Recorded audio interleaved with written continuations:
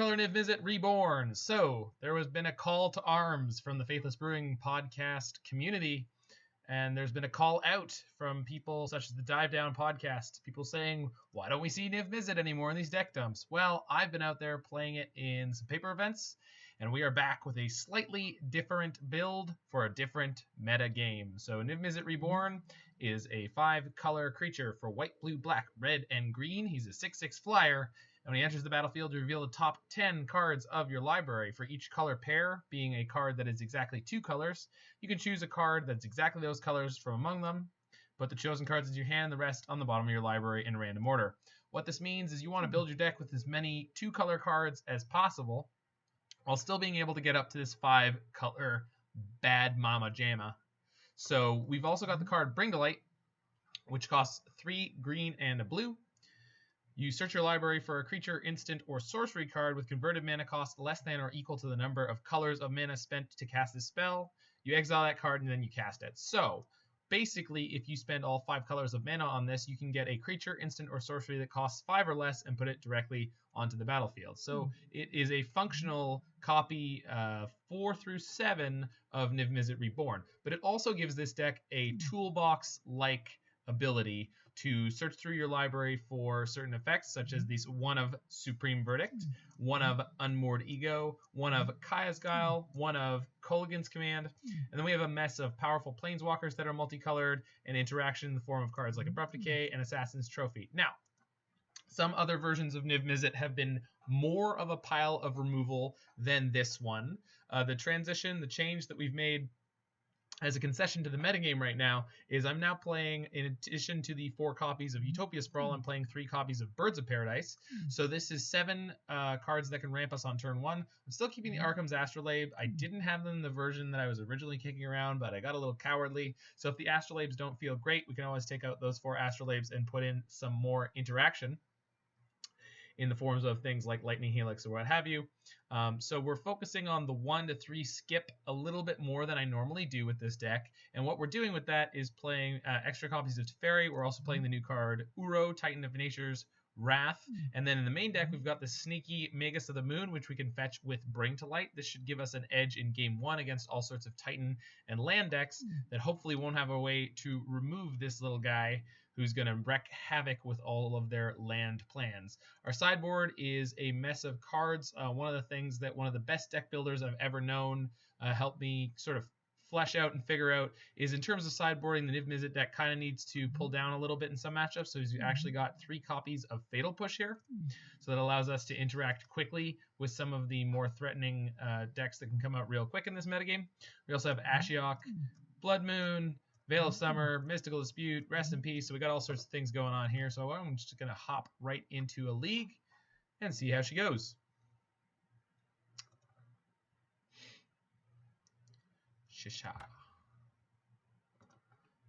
I named this version of Niv Melancholia Edition. If you've never seen the film Melancholia, make sure you're in a good headspace if you're going to go watch that thing. It is artistically wonderfully put together, but man, it is all about depression and the end of the world, and it is very, very good at making you feel depression and the end of the world.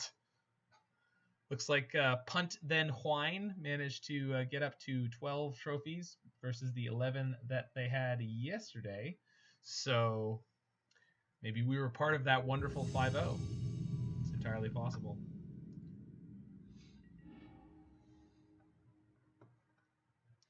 Winning die rolls, good place to start. Let me switch the scene here. Shisha.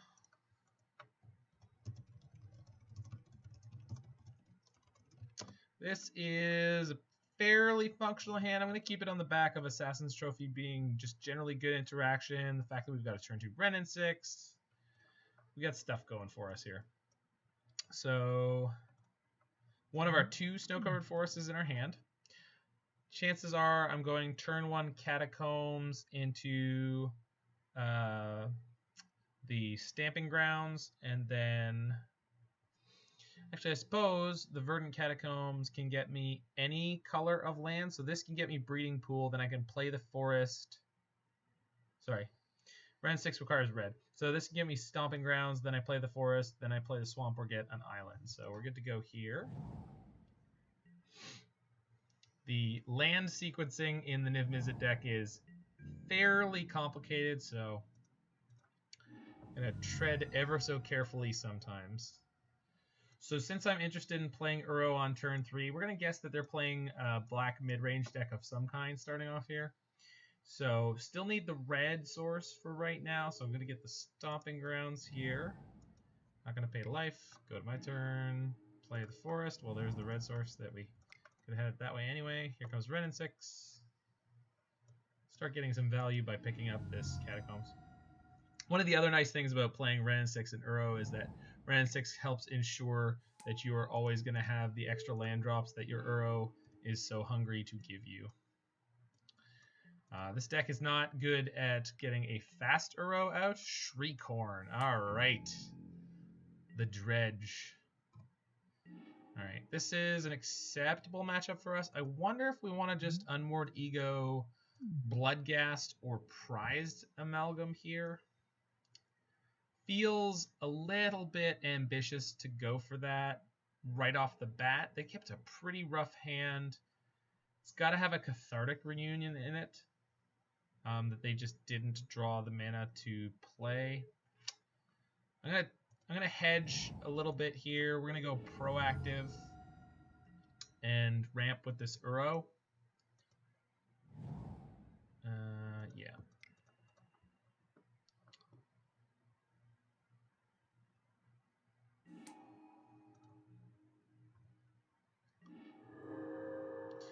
That was a pretty good draw. Gonna fetch this, grab a basic forest in this case. I always like to hedge on the basic forest. It's not too likely they're gonna have a way to destroy it, but we don't have any access to white mana yet, so I'm gonna grab that, and we're gonna plus the Wrenn and Six here. So a good amount of mana going for next turn. We'll see what's up, what's going on. I said, hey, yeah. I said, hey, what's going on? All right. More Sprawl. Well, we can ramp into infinity and beyond. Doesn't do too much for us. So definitely casting Unmoored Ego this turn, which means I need to get black mana into play. Wrenn and Six is getting reasonably close to ulting, so by ulting I mean using the -7 and getting the emblem. So I'm gonna tap this forest to float. Can I sequence that in any way? No, we're probably just going to burn off 1 mana this turn, but that's fine. Oh, no, wait, we don't have to. So can play my Utopia Sprawl over here. I'm going to play that on... Doesn't matter too much. Going to play it on black, and then we're going to play Unmoored Ego off of these 2 lands, plus the white we had floating. And they were F6, so that's just going to go straight through. I think I'm going to take Prized Amalgam. Yeah. We're also going to get a look at their hand here. So let's see what we're looking at here. So they had 1 in their hand. And then they have Cathartic, Golgari Thug, Narcomoeba, and Stinkweed. So the Narcomoebas aren't coming back. But the Narcomoebas are not coming back. But the rest of this can start firing off pretty hot, pretty fast. I'm actually going to leave the... Do I leave it? Is that crazy? I feel like it's crazy to leave the Prized Amalgam in their hand. I'm going to hedge my bet that they're not going to come firing out too fast at this point, and we're just going to take it.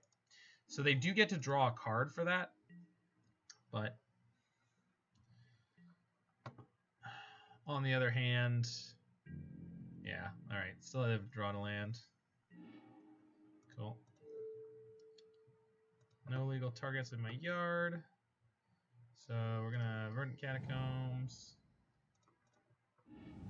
If my opponent ever watches this, I apologize. It's been a while since I played this deck, and I'm just trying not to horribly punt the game here. Pick up the Catacombs. All right. So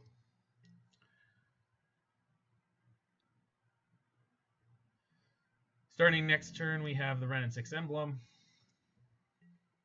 I think we're just going to fire off. Oh, they get to go clean up here? Well, I guess that's pretty all right. Do I want to just get the Wrenn and Six emblem? Let's play this Uro first.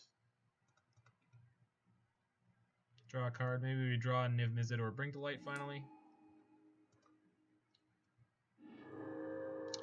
Nope. Let's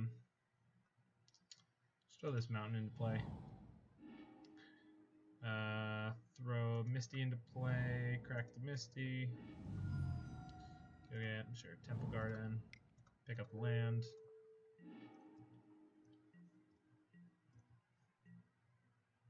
They're still not using their Shriekhorn. Interesting choice.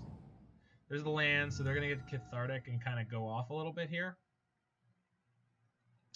Should be too little too late, but I guess we'll find out. Yeah. So they mill Merchant and lands. Okay, so that's not too much. Okay, so here goes the crazy one. They get to dredge 5 and then 4 at minimum.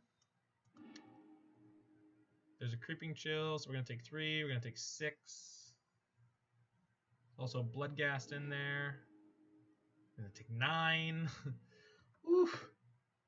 So Bloodghast not coming out this turn, so that's alright at least.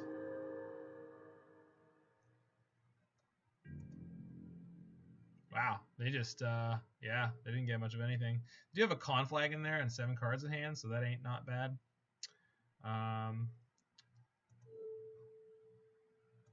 If I fire off Assassin's Trophy, they get to bring in their Bloodghast, so we don't want to do that until they have a Bloodghast in play. Supreme Verdict is a pretty great pickup. Okay, we have the Wrenn and Six emblem now. So I can actually hit them with Unmoored Ego like 3 times this turn, so let's see how far that gets me. So discard Pillar. I would like to hit your Bloodghasts. This frees us up to start Assassin's Trophying them freely. So 1, 2, 3, and 4. And then I think the only real other major concern is Conflagrate, so I'm just going to take that right now. Don't have any blue mana in play, so I'd have to shock to get it. I think that's okay. I'm going to go to 9 for this, but their Bloodghasts are gone, so I'm not super concerned about it. So go blue, black, and 1. Discard this land. And go Conflagrate. Cool. So their deck now has 1 Creeping Chill left in it, and a bunch of very middling creatures and Ox of Agonis. Okay, cool. So I think we're in the clear here. Next turn we're going to be able to cast our friend Uro. Don't really know if we want to, but let us see. So they're going to dredge their Thug. There's really not anything left in their deck that's threatening at all other than Ox, and Ox is basically just going to deck them because we can Supreme Verdict them basically every turn, unless they find a way to kill Wrenn and Six, which is not likely. Gonna haggle. All right, dredge more, my friend. Dredge more. Dredge ye hence. So our dredge opponent really didn't play a lot of Magic. Probably the reason I don't want to play that deck mostly ever. I mean, don't get me wrong, we played through some variants on our side too, but I definitely prefer the normal kind of Magic variants than playing something that's so crazily, yeah, all right. So Niv-Mizzet, once again proving that white, blue, black, red, and green should win you the game. So we're going to board in Ashiok Dreamrender plus Rest in Peace. Could bring in something like Veil of Summer, but I don't think that's a great idea. Take out Magus of the Mune. Let's see, we have 5 cards coming in, so let's see. Probably a second Verdict seems okay. So because we're bringing in Rest in Peace, I know that Wrenn and Six partially won us that game, but we're going to board it out.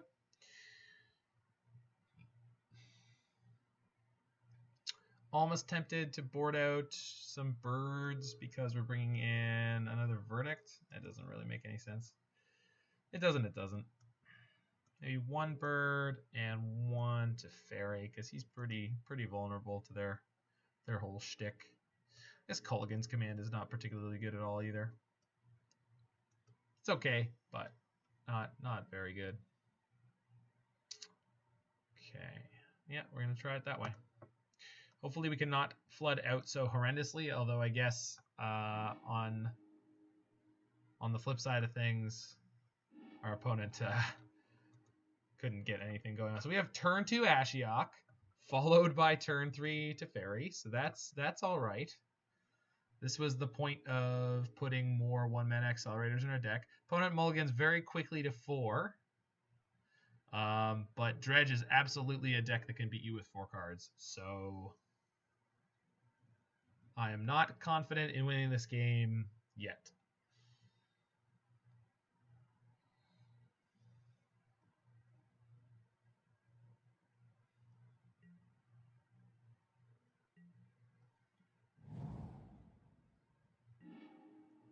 Okay, they didn't have a quick start, so that's decent for us. I even wonder with this build if it's worth playing Rest in Peace in the sideboard. Because... Okay, so just hedging our bets on the future. What could go wrong? I'm gonna get Sample Garden or Breeding Pool. Breeding Pool, because that gives me 1 mana towards both Teferi and Ashiok. Got a 10th Ed bird. We got a Ravnica bird. This one doesn't have flavor text. This one does have flavor text. It's a mishmash. Yesterday was sweet. We got 4 Ravnica birds for the Snuro, for the Uro Cryptic and 6 deck. Cathartic with 1 Dredger. Yeah, but they can draw other Dredgers as they go. So they didn't hit a second one, but they did hit Creeping Chill, Narcomoeba, Bloodghast, which is not too shabby. Luckily for us, we're going to be able to just jam this Rest in Peace now. And also keep accelerating. So we're going to go white there. Rip. Trigger. Also going to fetch out, let's see, white or black. Black gives me more access to the spells I want if I, for some reason, lose my birds. Already down to 11 here, which is not great against the Bloodghast deck, but we do have a Rest in Peace, so they're not likely to start casting them at us. Yeah, we're going to take 1, but that's okay. Can Teferi bounce that this turn? Whoop. Stinkweed Imp. Good, gravy. Alright, so Teferi slightly less appealing now, but that gives me my 5th color for Bring to Light for Niv-Mizzet, so game should be in a good spot from here. We've got blue, black, so we can get any color I want here. Can you use the Breeding Pool as green or the blue? No, I can get any color I want, so I'm just going to get a forest. So black, blue, green, white, and red. It's your boy Bring to Light. And you know what that means. It's time for another draw some cards. Dude, there's my boy. Niv. Alright, what are we drawing here? So we hit triple Simic, double Dimir. I think I'm just getting another Bring to Light as backup. Double Dimir. Unmoored Ego seems fine. Yeah, and they can see. So... very stilted match against Dredge there. I'm just going to grab my water bottle while we're queued up, but we're rolling into match 2 right here.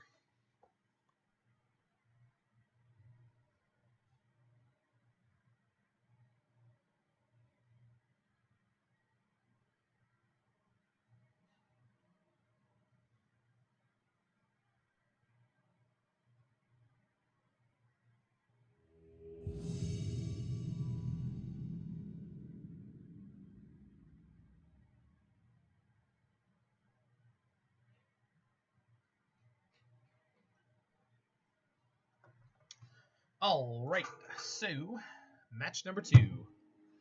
Let's go slay some Titan players, maybe. All right, so Pillar on turn 1 into not being able to cast an Astrolabe, definitely not a keep. hit that mulligan button. This is much better. We got turn 1 birds, we got turn 2 Wrenn and Six, we got a fetch land and everything, so I'm going to keep this. I'm going to ship a land, and I think in this case it's going to be the mountain. Yeah, it's going to be the mountain. No, I need a snow-covered mountain. Or I need a snow-covered land. But I have one off the Vista, so that's fine. Yeah, I can ship the mountain. Okay, opponent kept their 7, but that's fine. So going turn 1 green.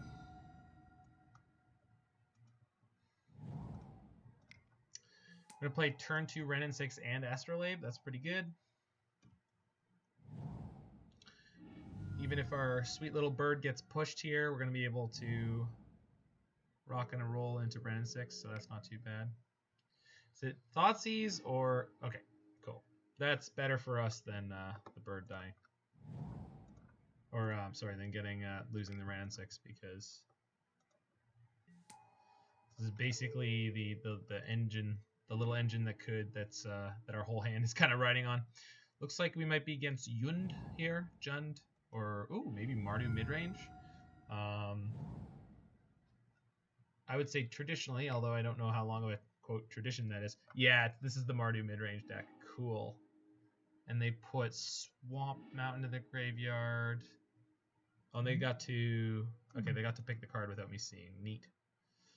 Okay, no land in my yard, so I'm going to play this Vista and fetch with it. So against Mardu midrange. Definitely want the Swamp right now.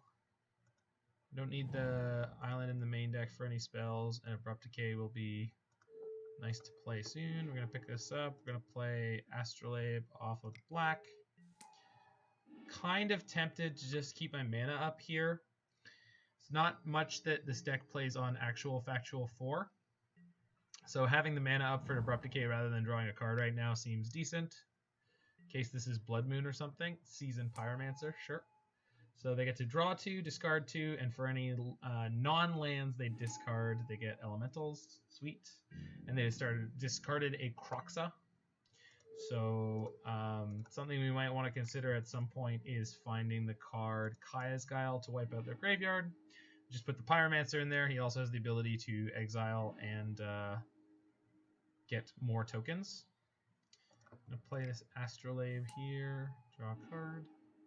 Vista. Okay, so this is one of the matchups where having things like or a glut of Assassin's Trophies is not as good as some of the other matchups, but if they start awakening or escaping that Kroxa, it's going to be worth having. So, but they're going to go wide with lots of little tokens, so that's definitely not the situation that this deck is very well suited to beat. Kroxa coming in is good though. Kroxa is fine.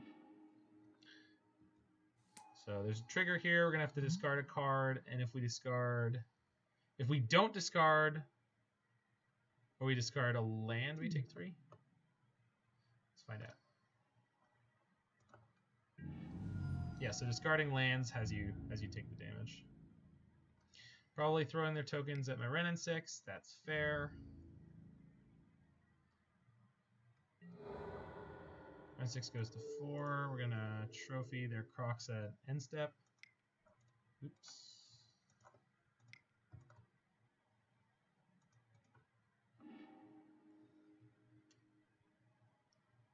They cannot escape it again yet. And now we've reached the point of the game, the Niv-Mizzet waiting room. So we're just looking to draw a Niv here as soon as possible. Or bring to light. Teferi is fine, because I'm going to go ping a token, play Teferi, bounce the other token.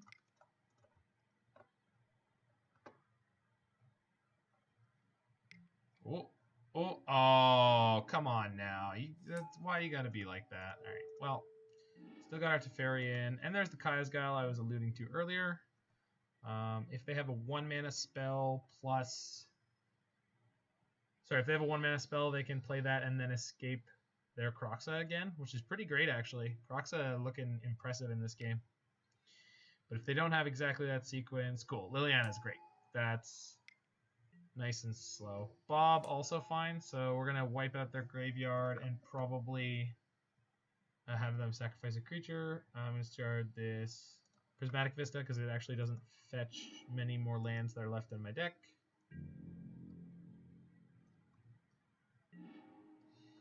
Bird is not a great draw, but it's something.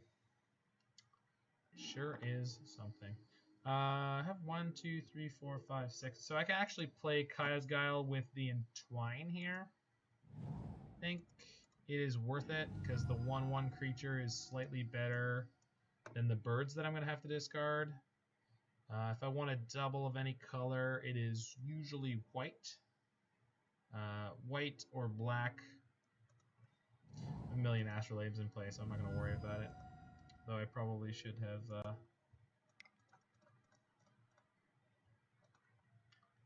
Probably shouldn't have shocked there if I could have helped that. Cool. So we exiled their graveyard, made them sack a creature, and gained 4 life and got a 1/1 token. So this 1/1 token is going to keep their Liliana under control for now. So once again, just hanging out in the Niv-Mizzet waiting room. We need to draw a copy of Bring to Light or Niv-Mizzet here. Hopefully they don't fire off a good gravy. It's a Lightning Skelemental. Well... my Teferi's very dead. And then I am also taking 6. No, I'm taking 0 damage this turn, right? They're just going to attack my Teferi. That's fine. And then I will knock back on their Liliana. So we're just in a kind of top deck war here. Their deck is built to do this, but ours is also very good at doing it. So let's see who top decks better. We've seen 0 copies of Bring to Light or... Niv-Mizzet, although they are playing things like Ashiok in the deck, and Seasoned Pyromancer is obviously a good draw there. So they could have, okay, Lightning Bolt's good, so that frees up their Liliana to get to the point of being able to ult us. It's another land. Okay, so... door closing on our ability to win this game. Gonna take 3 here. Yep. Pillar's not gonna do it. Alright. Come on, little Niv-Mizzet deck. Even if I get Liliana here, we're gonna be okay, right? Oh, they went up to 7. Okay, so... if I draw... a Bring to Light, it's like almost worth going after the Liliana. What we're going to do is we're going to Bring to Light for Niv-Mizzet, and we're going to hope that Niv-Mizzet flips an Abrupt Decay here. There's a good chance it will. Or an Assassin's Trophy or anything like that. So we got BTL. There's the Abrupt Decay we need. So Bring to Light, Uro. Usually you just grab the BTL here, so we're going to do that. And then there's the decay, so just go black and a green. And all of a sudden, we're back in the driver's seat. So we were on basically 1 turn until ultimate destruction, but luckily they decided to plus their Liliana instead of just -6. And we got heavily rewarded for it. Heavily rewarded for it. Whew. Oh, sometimes you get the most exciting games of Magic playing this deck. It is a time. Kolaghan's Command. That is probably the best thing they possibly could have gotten there. We'll discard Teferi. If they play the Skelemental and swing at us, we're going to block the Skelemental with Niv-Mizzet. And then we can fetch another Niv-Mizzet on the next turn. So while this looks very, very impressive from their side, it's okay. We're still all right here. We're still all fine now here. How are you? Because I drew the Niv, I'm just going to play it. This just means I have a Bring to Light just sitting, ready to go. This time I'm going to grab the Uro. My life total is not as good as it was. All right, opponent is done with the Squadron Nivs. They don't care for that. All right, so gonna bring in Veil of Summer, And I'm not entirely sure if this is a fatal push kind of matchup. Doesn't seem great. Maybe just like 2 Ashioks or something like that are worth considering. Or maybe we just don't board much at all. Magus is not great here. Unmoored Ego, while technically it will work, I don't think that that's something I really need with the way that the games are going to grind out. And then maybe 1 copy of Ashiok, something like that. Maybe 2. I think the birds can hop out of the main deck, actually, which gives us a little more wiggle room. Maybe we'll just bring in one fatal push here. Ashiok's like all right, but there's going to be a lot of games where you're just going down a card to cast it, and all you do is make them wipe out their graveyard once, and then it dies, or otherwise isn't particularly effective. So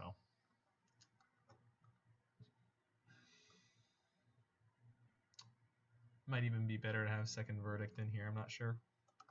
But we made it through that one. Deck is exceptionally powerful in those kind of situations where you just are given time to get to your Bring to Light.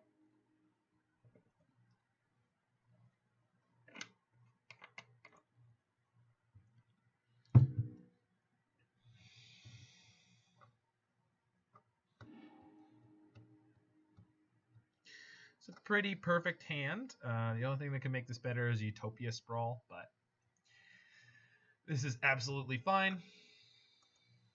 Going 7-7 here in the attrition matchup. And even if they have a turn 1 discard spell, they're not really able to disrupt our game plan here. Yeah, that's completely fine.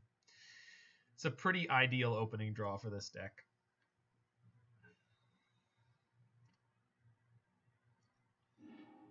Alrighty. Yeah, Trophy bites it. Not surprising. That was pretty excellent top deck. Just because I'm not expecting to need to draw anything or play anything yet, I'm just going to go into turn 2 with Veil of Summer up. This is where they had the maximum chance of having another discard spell. Obviously they didn't, but still worth having there. Just going to leave the Vista ready to go. Yeah, we're just slow rolling our way to this Bring to Light, which we did in fact pick up. And now we're going to get to defend it with my boy Veil of Summer. Okay, more land. Next turn we're going to be able to play Uro and also put down a land to defend our Veil of Summer. And if we pick up one more land, then we'll have a nice turn 4 Bring to Light. So slow rolling our way to victory here. It's entirely possible they've boarded in something like Blood Moon, which makes this a little unfortunate. The one snow-covered land that we drew so far this game was a mountain, but Ashiok Dream Render. Yeah. So that stops us from searching with our Bring to Light, so that's a tad unfortunate. I don't know if it's worth veiling this one. Because of the lands in my hand. Oh, jeez. All right, this is actually putting me in a little bit of a squeeze. I think I'm going to let this one resolve, put the Uro into play, and then if they do it again next turn, we counter it. But hopefully they cast a blue or black spell before that. I'm just gonna blow this one. Oh, I let the Ashiok resolve. Yeah, I've never done that before. All right, fun. Fun. All right, so completely screwed myself there. Game might be completely lost from this point. I just stone raining myself was a really, really bad play there. Oof. That was really, really, really bad. All right. Well, it's always opportunities to make new and exciting mistakes, friends.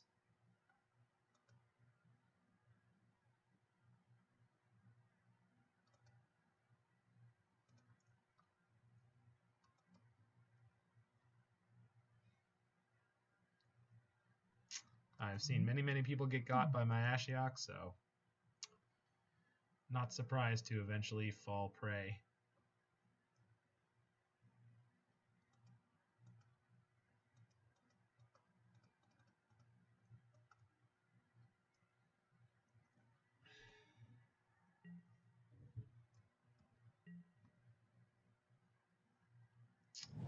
So we're kind of behind by 2 lands right now.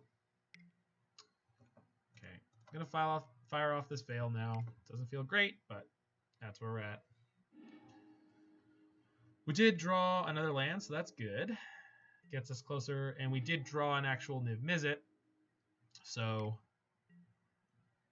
all right. I'm going to discard the Bring to Light here because obviously it's not going to be able to do anything that I needed to right now. So take 6. I think I'm discarding Bring to Light and Verdict. That doesn't feel great, but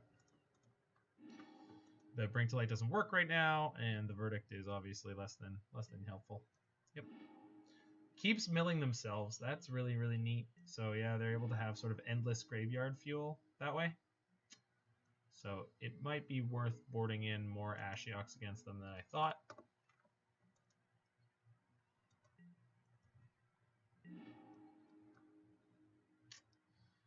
We do get to Niv-Mizzet next turn, so hopefully that can drag us kicking and screaming back into this game. Here's hoping. Alright, so it's got to come and tap this time. We have no defense from any discard spell here, so we do have Assassin's Trophy to potentially take out this Ashiok, next turn, but alright, what do you got? More discard? Please not. If it's Kroxa, that's fine. Kroxa's totally fine. It's not totally fine, it's acceptable. Yeah, alright. Kroxa. Okay, we're discarding Assassin's Trophy here, which again doesn't feel great, but there it is. What? No, I don't want to cast it. Just resolve your triggers, friend. Yep. Alright. Discard my trophy. See ya. Yeah, and they're going to mill themselves again. The big downsides here is going to be that I can play my Niv-Mizzet, but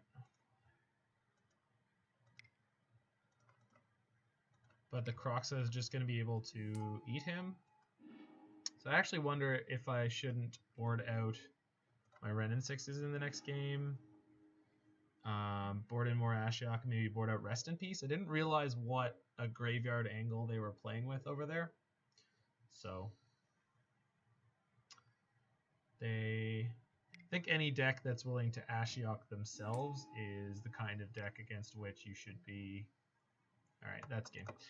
You should be boarding in something like Rest in Peace, or at least more copies of Ashiok. All right, so maybe quite a chunk of missed sideboarding there. So let's see. So I brought in this Fatal Push. I think that was a fatal mistake. Definitely Ashiok needs to come back, or the other Ashiok needs to come in. Maybe Rest in Peace, or maybe we just be a little more proactive of looking out for their Ashioks. And then can I get my birds in here somehow? It's probably still not a great idea.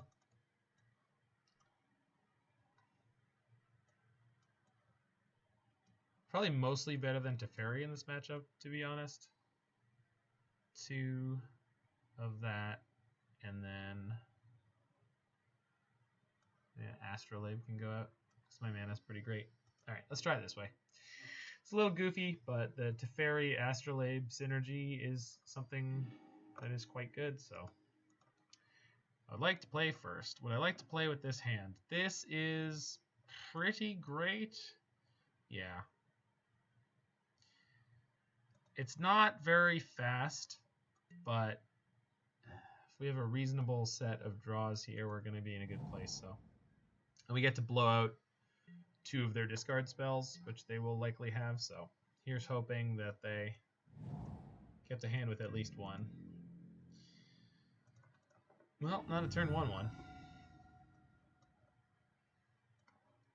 They Overgrown Tomb, so ready to Veil. All right, this is a good draw. Nice redraw. Yep. Okay. Abrupt Decay, not bad.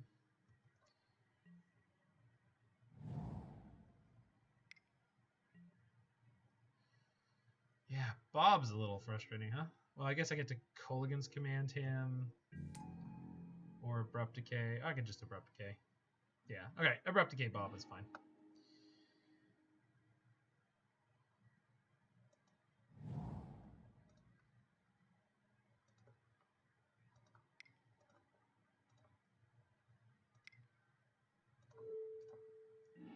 Get out of here, bud. Nobody's interested in your shenaniganery here, Bob. Alright, here comes the Ashiok, most likely. Really hope not. Good chance.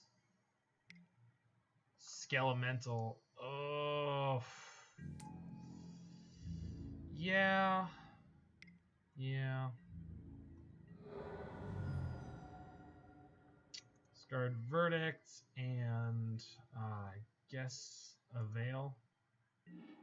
That feels bad, huh? Yeah.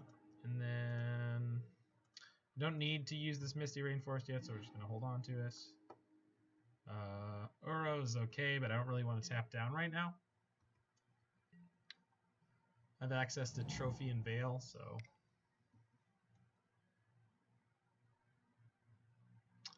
Thoughtseize or Inquisition, finally. Unearth. Yeah, that's okay this time. It's not the best, but what we're going to be able to do... Can fetch any land this can get. I think Island's going to preserve my life total the best, and I think that gives us access to everything in the deck, so that's fine. Okay, Kolaghan's command, target player discards a card and deals 2 damage. So black, red, and blue. Don't even have to bend ourselves backwards to get there. Can't imagine what kind of crazy tech they have for this, but yeah, okay, discards Dreadbore. But they could have post-combat Ashiok or Liliana, which would be fairly unfortunate, but there was only so much we could do. Yep, there's the Ashiok. I've got Assassin's Trophy. They've got a Kroxa they can start bringing back already, so definitely not in great shape here.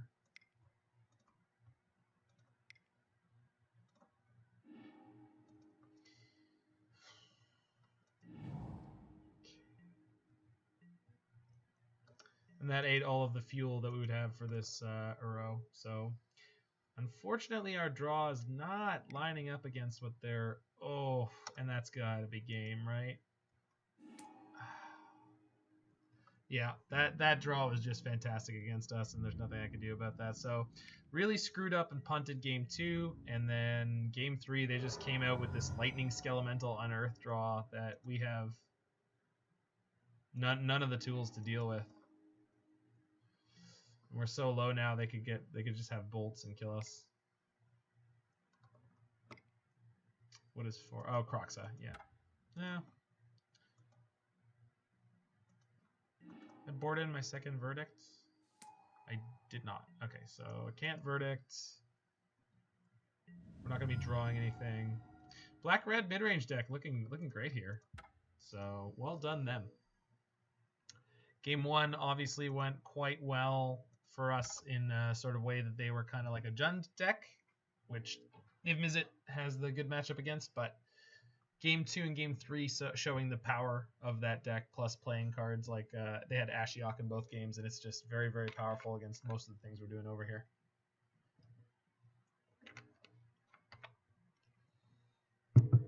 I suppose I should have brought in the Rest in Pieces like I said I would. The Skelemental Unearth plan obviously would have been pretty foiled by that, and the Kroxa never would have come out, so...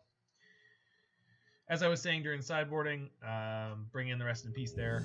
Any deck that's willing to be Ashioking themselves is probably a deck you should be bringing in Rest in Peace against. So, didn't follow my own advice and got bit. So, lessons learned. Play your Rest in Peace against the black-red mid-range deck.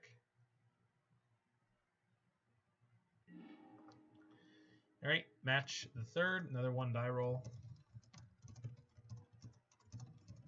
Pretty ideal draw here. Just Wrenn and Six redundancy, so not very fast, but it's just going to grind our way up. Hopefully we can draw a second land within, or sorry, a third land within our first couple of turns. And that way when we play Uro on turn 3, we'll be able to accelerate into a turn 4 Bring to Light.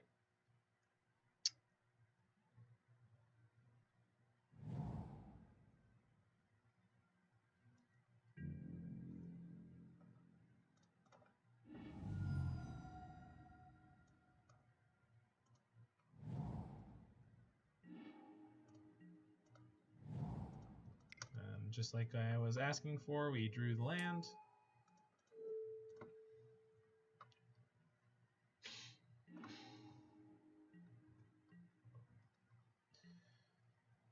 Rocking into turn 2 with Bruno Minero? Minero? I don't know. Wild Nactal. Nacatl? I don't know. It's a kitty. Wild Nakitty. So I'm gonna Vista for my island. Snow covered island. Play Uro. Draw a card. Put this Temple Garden into play. Drew the Niv-Mizzet, so we have a redundant 5 drops for next turn. Pick our Vista back up and pass the turn back. Cool. Super duper. We are rocking and rolling into a good turn. Ooh, it's going to be a Tarmogoyf here? Oh my. They wanted to see the top card of our deck? Sure. Go nuts. We need black here for next turn. Black. Attacking Wrenn and Six. That is fine. You go nuts. Oh, and the bolt. No, my Wrenn and Six. If only I had another one. Alright.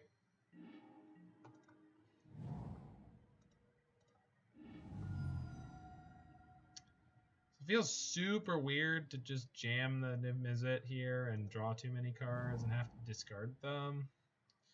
But I think that's what our game plan is. So white, blue, black, red, green. Shasha. It's Mr. Niv-Mizzet. Alright. Gonna grab an Uro right now because I have the redundant Niv-Mizzet and we did draw too many cards. Womp womp. Alright, so end of turn, we're going to discard. What do I not need out of all these things? I want to say it's Verdict, which seems gross and wrong. Probably doesn't matter that much. I guess if I'm playing Wrenn and Six next turn, then I don't need the Vista, so we'll just pick it back up again. This turn might be something like Teferi and playing Teferi and playing Wrenn and Six. Mutagenic Growth and what, another one or a Bolt? Yeah, that's fine. I mean, I have another Niv-Mizzet in my hand, so. Opponent is really putting in the work for us here. Okay. Play Misty, play Wrenn and Six. Pick up a land. The land I want. Okay, opponent conceded there. Yeah, no kidding. Alrighty. So we're against some kind of crazy zoo deck. Here is the perfect example of where we'd want cards like Fatal Push and probably our Verdict. Doesn't look like anything else on the board is worth coming in. So what is worth taking out? I feel like Birds of Paradise will help us go a little quickly. Magus of the Moon is probably okay. Can steal a game. I think Teferi is probably the worst card in our main deck in this matchup. Can't imagine Wrenn and Six is that good. Oh, this is definitely not an Unmoored Ego kind of deck. Yeah, okay. So Ego goes. One of the problems with this build that I'm kind of feeling the pinch already is just, I want to cut these birds because the birds just give them the ability to interact with their bolts in a way that they otherwise won't be able to. One of the sort of pinches that I'm feeling with this deck is, I had something. Oh, yeah, we cut a lot of the quote-unquote cute cards. I'm not playing anything like Toll Smear, Friend to Wolves, or Huntmaster of the Fells or anything like that are like really good in some matchups and not so good in others. Like Kaya's Guile is definitely fine here as a gain 4 and make them sack a creature. It's not the best, but it's fine. But there's not too many cards that are like obvious cuts in some matchups. Like Unmoored Ego is a great example where it's like I cut that in a lot of matchups. This is a great opening hand. We're gonna keep this one. We're gonna see what their deck can do if it hits a second land, I assume, this game. Babble themselves. All right, so they're deciding if they wanted to shuffle there, so maybe they don't have a great turn 1 play. All right, so it is some kind of Jund Zoo. And they actually have Thoughtseize. Interesting. We're going to see the Fatal Push go here, if I had to guess.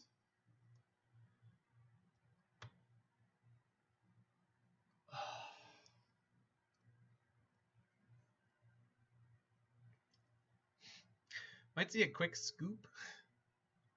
They're just taking so long with it. Push goes, yeah. Makes sense. Draw a card with Bauble, sure. Play the Forest, play the Labe, draw a card, pass the turn. Shisha. Well, that ain't not bad, so we have enough lands to get up to Verdict into Bring to Light, so we'll see how fast they can go here. Oh, they're definitely playing, like, Ghosts and Shadows, I guess. That is a phenomenal pickup. So, gonna play the Misty here. Play Sprawl here. It mostly doesn't matter what color I put this on. Since I don't have a black in play yet, I'm gonna put it on black. Bet it all on black. Mostly because just having the single land that can tap for 2 colors, usually the best thing to do is tap for black and green, because that is the cost of both Abrupt Decay and Assassin's Trophy. They're going to 9, so here comes a Shadow, I guess. But they've got to have a discard spell for my... Oh, that's... Yeah, okay. Was not expecting them to have Assassin's Trophy in this deck. I would have assumed it was a lot more aggressive, but alright, I'll take it. I guess that is a way that they can get through this. So opponent has definitely put themselves in this game. I'm going to sack the Misty, go get my Windswept, or my Temple Garden. Uro is a great pickup here because it accelerates me. So this is going to go blue, green, 1. Triggers. So now we can cast Verdict or Bring to Light next turn, whichever seems more appropriate. You can also awaken Uro, escape Uro, escape Uro. You can also escape Uro if need be. Though their Goyf just did hit 6-7, so it's actually bigger than a Niv-Mizzet, which is kind of funny. That's a mutagenic growth, so they're cracking in for 8. So they have Teamer Battle Rage? They're going to do 16? If they do 16, I don't think I can Verdict. I think I'm locked out.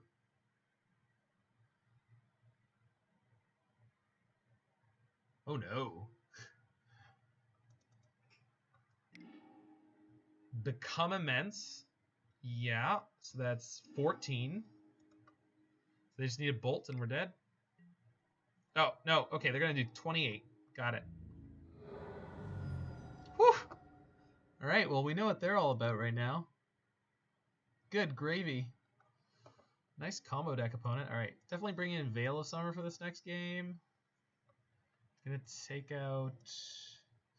Magus still seems like it could steal a win. Teferi seems pretty good in the face of all of that. I think Uro's looking less than spectacular, and yeah, Teferi. Let's try it that way. I'm gonna hit the washroom real quick before we get into this nerve-wracking game 3. Whew.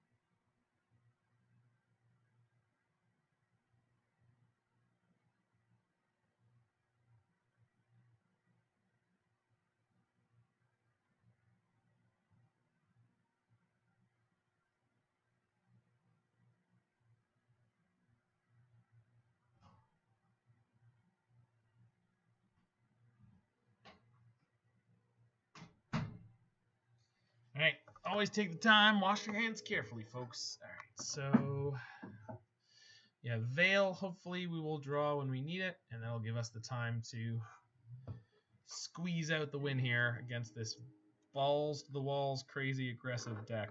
Whew, that is a very speculative hand, but it's functional against the Thoughtseize deck, so I'm gonna keep it.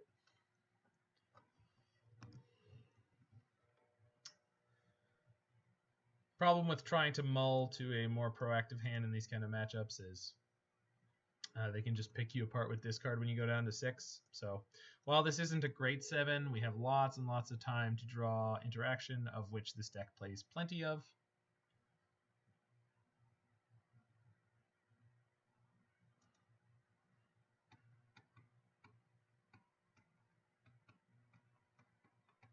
If I felt like I was under pressure to try to win the game, then I would definitely take a mulligan, but this is certainly the kind of matchup where all we're trying to do is mostly not lose.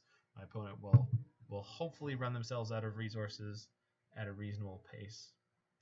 Okay, so I need a basic here. I'm gonna get a snow-covered forest. Fire off this astrolabe. Whew. All right, well, we've got a game plan.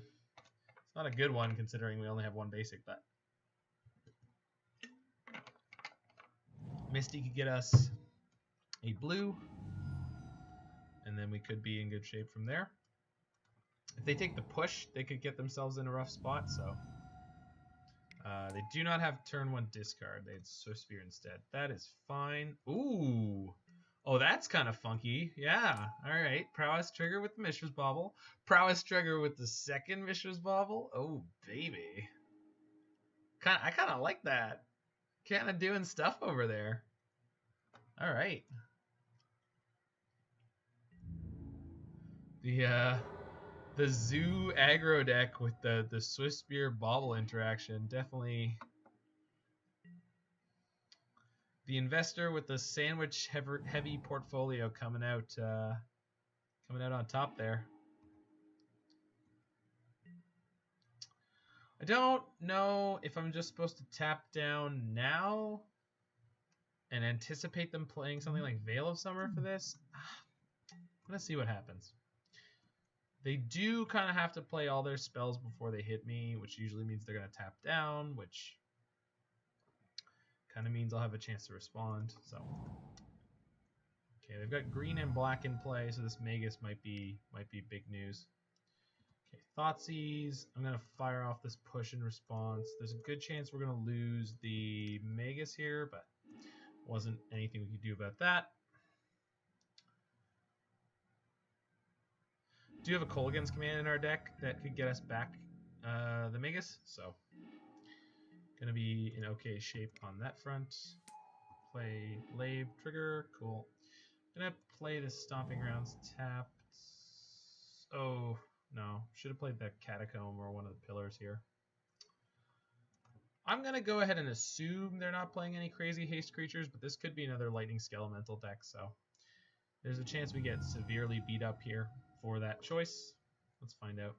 They're on 6 cards in hand still. The baubles obviously didn't cost them anything. All right, so target acquired for our Assassin's Trophy at least.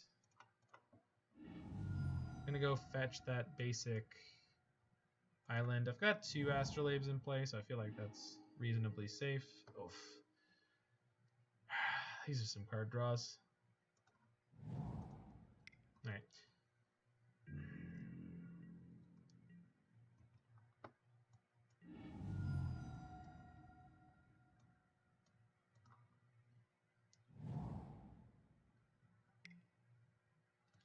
Do I just blow it up now? Yeah. Can make them fire off a discard spell, I guess. If they swing, I'm kind of incentivized to just take it, because there's a chance that they keep extending, and then if we draw a Bring to Light, we can Verdict, so I'm going to go to 10 on that. There's a chance they have a bunch of burn spells at some point, but BTL. Alright, so that's...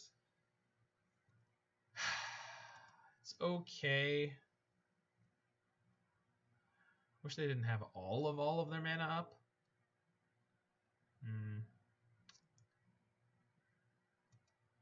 There's a chance that we jam Niv-Mizzet here, and then they just have an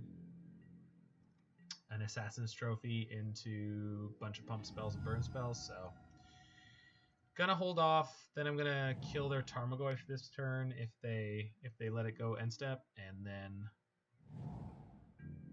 I guess I have to kill it during combat because I really don't want to go down to 5. 5's just a tad too low, so I'm gonna fire this off here. Hopefully we don't get overly punished by that. It does seem like they flooded out a little bit, and in their deck that's playing cards like Mutagenic Growth, it's entirely possible that they have a bit of clunk in their hand right now. Verdict something. Alright, I'm just gonna verdict here. Maybe like a really conservative line, but I'm pretty incentivized to take the when we're talking about play to win lines, I wrote an article this week which hasn't been posted yet, but I was talking about play to win lines, and I think these are the play to win lines in that these are the play not to lose lines, and that's kind of what this matchup is about from my deck's perspective. So another verdict. All right, this is really pushing me on my patience, but I think since I sort of picked the course here, I'm going to stay the course and just do this. It looks a little bit silly, but I think this is how we play to win in this matchup. Is just we don't open ourselves up to the instant loss that would come from just tapping out where we didn't need to. And now we get to play this Niv-Mizzet with a lot more mana, which means if we draw a removal spell, then we're going to be able to cast it. So we'll go red, black, and white. So if this Niv-Mizzet draws us any of Abrupt Decay or Assassin's Trophy, both of which are still in our deck in large numbers, there's a trophy, good. Then we're also going to be able to cast those. And this is the position I wanted to be in, because this means the Death Shadow has a very low chance of being able to kill me, even if they have TBR and Assassin's Trophy in their hand. So the exact thing that we were playing around, we saw kill us in game 2. And it was definitely possible that it could come in there and try to kill us in this game. Because they're swinging with a 5/5 Death Shadow, they could have something like a Street Wraith in their hand, but I'm not really worried about that. As long as I get to untap, I'm pretty much guaranteed to win this game. So we'll throw the Niv-Mizzet in front of the Death Shadow if we need to. Okay, that gives the Swiftspear +1/+1, but that's fine. We're still going to hold our mana because they could TBR, which will give the Death Shadow trample. And because of the way that works, that would kill us, hitting us for 10 there, as well as the 3 with the Swiftspear. Now that they've gone end step, I'm going to trophy down their Death Shadow.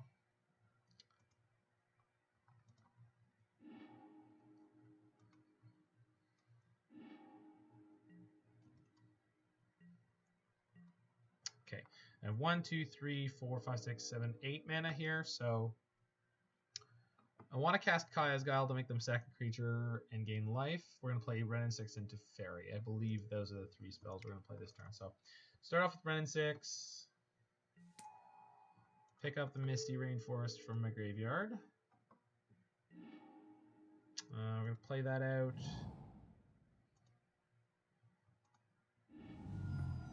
Fetch. So we have the forest still in our deck, so we'll get snow-covered forest. Alright, so that's going to go there. We'll use this mana. It's going to go... In this case, we're going to go... we'll go black like we usually do. So blue, white, and...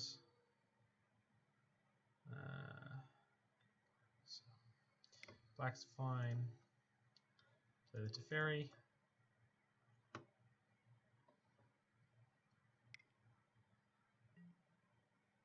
They're trophying my Wrenn and Six. Yeah, that's fine.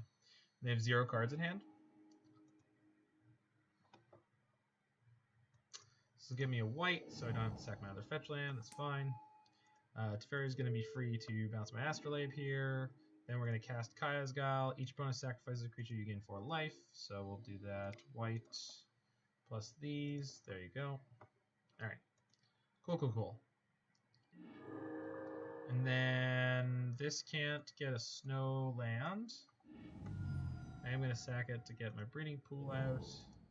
Get that tapped. And we'll just pass the turn here. So we're at a robust 10.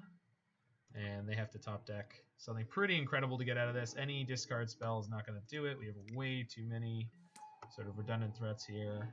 So green, black, blue, red, and white. Play Master Niv-Mizzet here. Sir Niv-Mizzington, as he prefers to be called. Here we go. Uro would be great now. Uro and nothing, sure. So put this on here. We'll call blue. Go this plus this land. Play my Uro. Oop. I see what I did. Come on. Okay. Green, black, play Uro. Okay, triggers. Gain some more life. No, I don't want to play land. It's fine. Well, I do want to play land, I just don't have one. Plus here with Teferi, we're going to pass the turn back. And then I suppose next turn I could Kolaghan's Command, which means this is a bad play because I can get the Magus of the Moon and lock them out of everything except for black, green, red. But I think they're only playing this because of the Nactals, the sort of zoo aspect. Nacatl. I always think it's Nactl. Wild Nactl.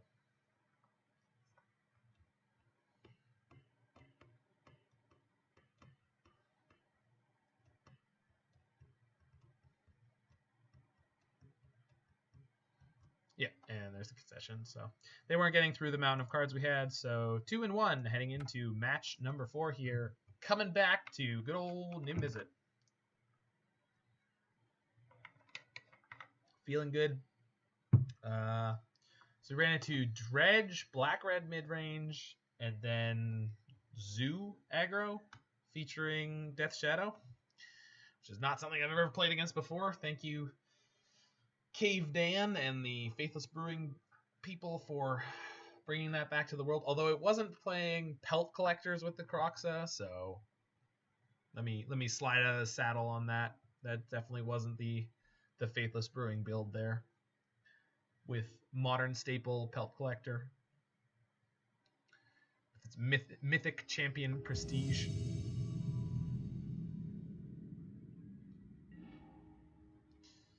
Okay, so finally lost the die roll against the Platinum Angel.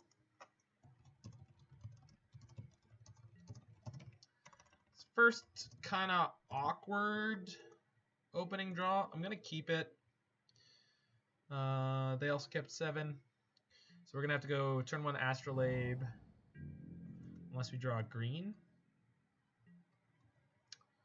Polluted Delta. Alright, so that's a green. So we're going to play Bird on turn 1. Maybe turn 2 Teferi, which would be great.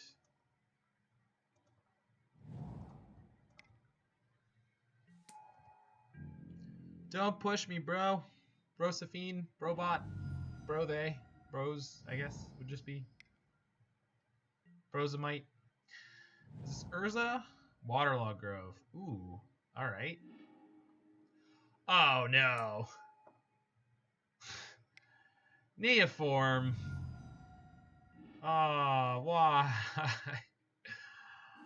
Oh, we had turn 2 Teferi. Why couldn't we be on the play? I guess it doesn't matter. Being player draw against that deck is not really relevant. Oh, they didn't hit a shoal, eh? Oh, geez. Actually means my turn 2 Teferi is kind of sick here. Yeah, all right then. All right, we in this. So play Teferi. Bounce the Grizzlebrand.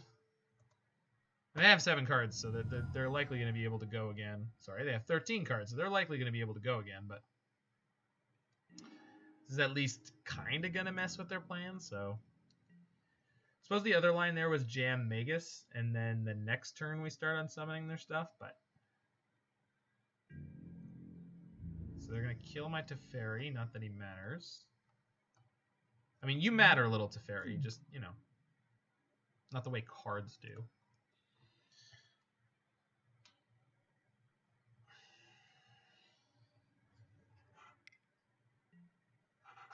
I'm just going to pass the turn.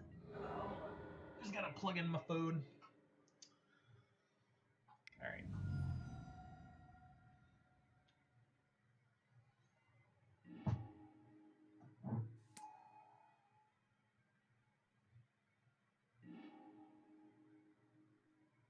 Ooh, and then Borborygmos to kill my bird. Okay, that was kind of sweet. They neoformed that out.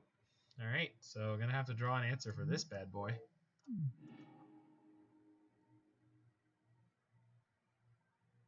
Suppose they're holding on to a whack load of lands in their hand. So I'm going to assume that with one hit, that Borborygmos is going to put me to dead. So kind of have to draw Assassin's Trophy ASAP.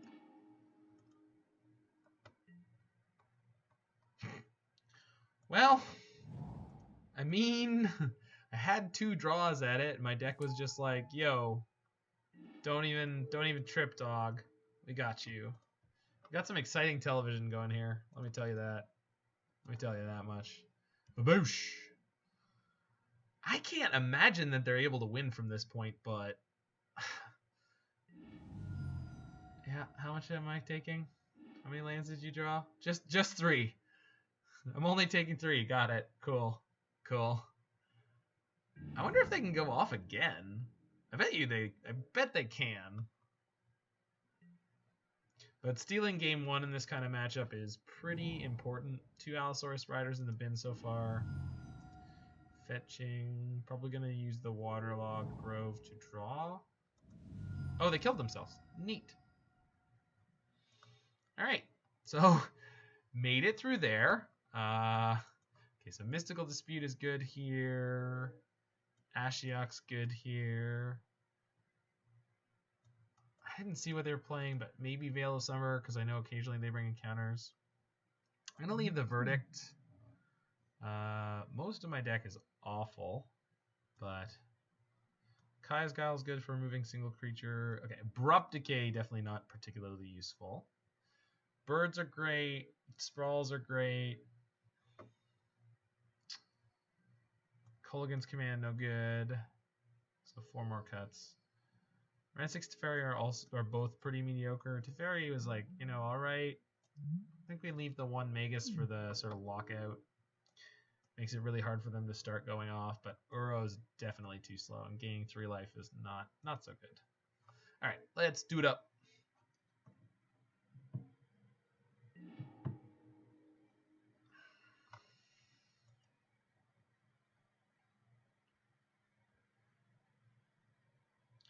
Turn 2 Teferi, which again, in this matchup is not crazy good, but it's a good enough hand. I'm not willing to toss it. If we have to go to game 3, I might toss this hand. Going to 5, they can still easily combo. I think they only need 3 cards. Oh no, they need 5 cards, I think, normally to start going off, because they need to double pitch to Allosaurus Rider. They need some mana. So...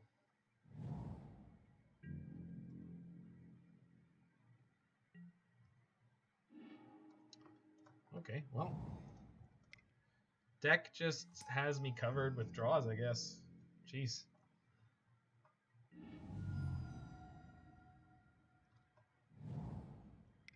And they were on the play this game, which... okay, they could still Once Upon a Time. Thassa's Oracle as a Scry 2, where you have to put 1 on the bottom. All right, that's fine. You've made an acceptable play, opponent. I think we're going to play Astrolabe, play and sack the fetch, and then play Wrenn and Six. So this fetch needs to get... I can use the Vista. Okay, cool. So I can now get a red.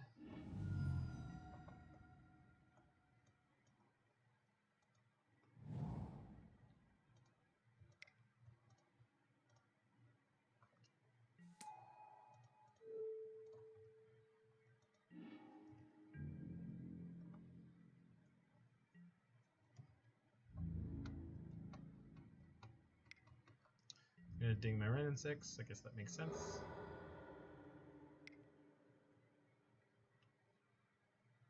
And a Neo form that... What? Do they have a 3-drop? Oh, Witness. That is super sweet. They picked up the Neo form, which means if I bounce the Witness, they can't play it unless they draw another land, which obviously they're not trying to do. It again feels silly to do, but I think that's what we're going to do here. Get any color with this, but I think black is usually the best one to have here. So go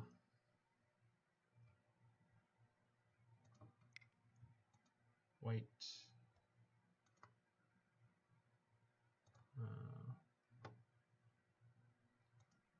So I have to make a decision between having Veil up or having... no, I don't get to make the decision. All right, so that was a misplay on what color of land I got there, because this means I can't have Veil or Mystical Dispute up. So I probably should have grabbed a Breeding Pool at some point. I do get to have the Veil here. It's not super good in this matchup, but there is a chance that at some point when I try to interact with them, they're going to have Mystical Dispute, and being able to counter it will be useful. That is a green land, so they're going to be able to replay their Eternal Witness here, but I can ping it with Wrenn and Six now. That's a 2/1. More importantly than that, I have a Niv-Mizzet, so...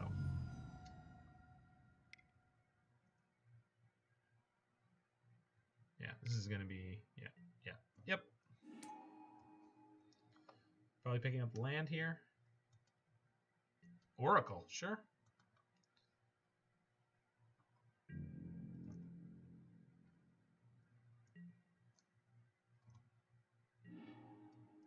That is like the best possible draw there. So plus Teferi, ping with Wrenn and Six.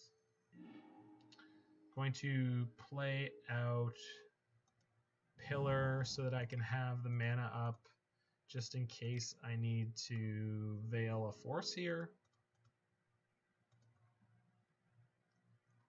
Or Pact. Cool. And that's got to be game, I think. Cool. So it looks like a clean sweep 2-0 against Neo Shoal brand.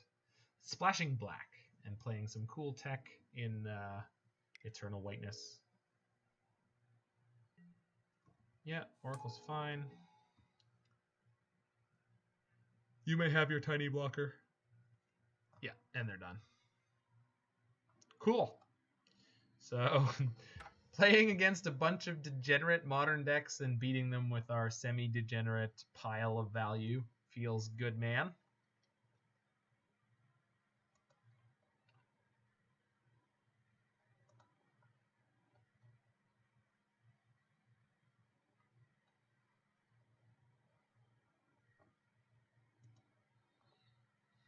Feels good. It's been a really fast league for Niv-Mizzet, by the way.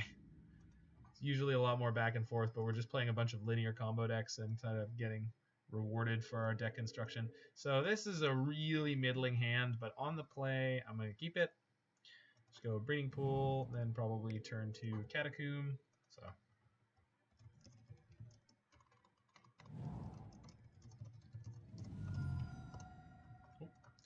we getting Thoughtseize, Inquisition, sure.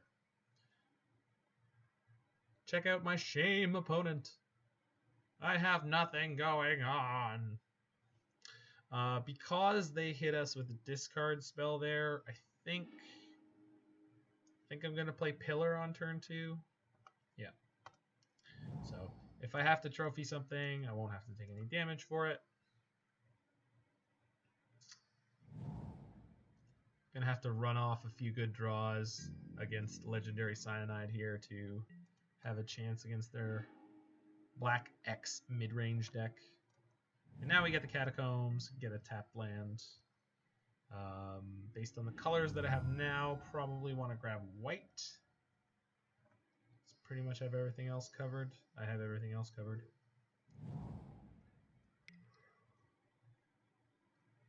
It's weird in this deck, the way the mana works is just like, wait, do I have green? Yeah, you always have green. You have a lot of green. Excessive amounts of green. All right. Please tick your Liliana up. I would love to discard a card. I really don't need all the things I have. Could still run into our Magus. So I'm going to discard the Stomping Ground. No. I'm going to discard the extra Pillar.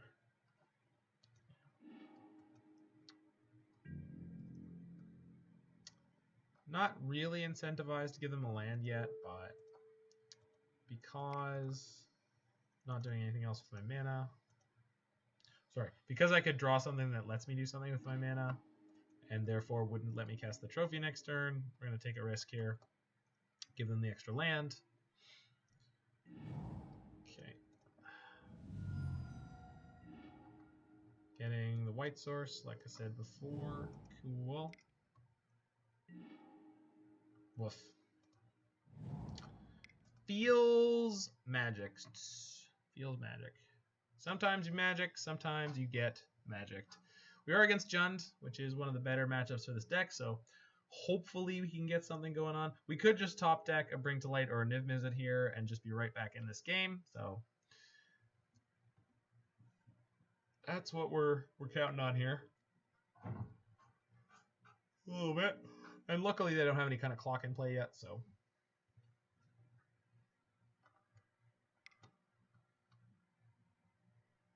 Bloodbraid. Of course, that is their equivalent of Niv-Mizzet or Bring to Light, which, of course, they had it, so going to get a little bit beat up with that.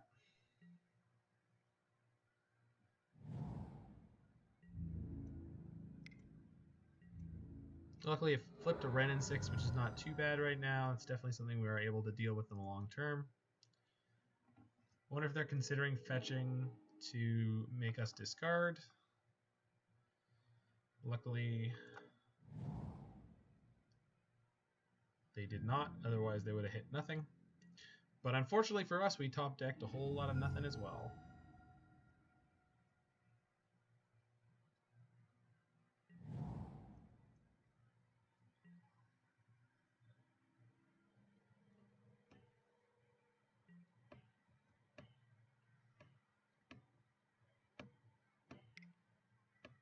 Huh.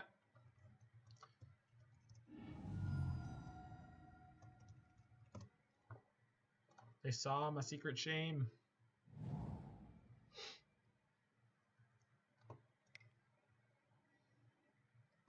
Second Bloodbraid. Good gravy.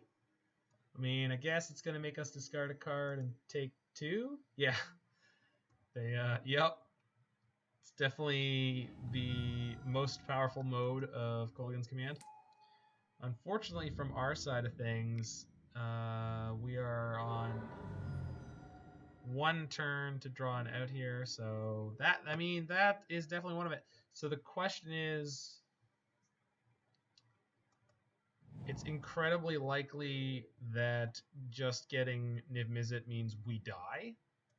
So I'm going to have to look and see if there's something better.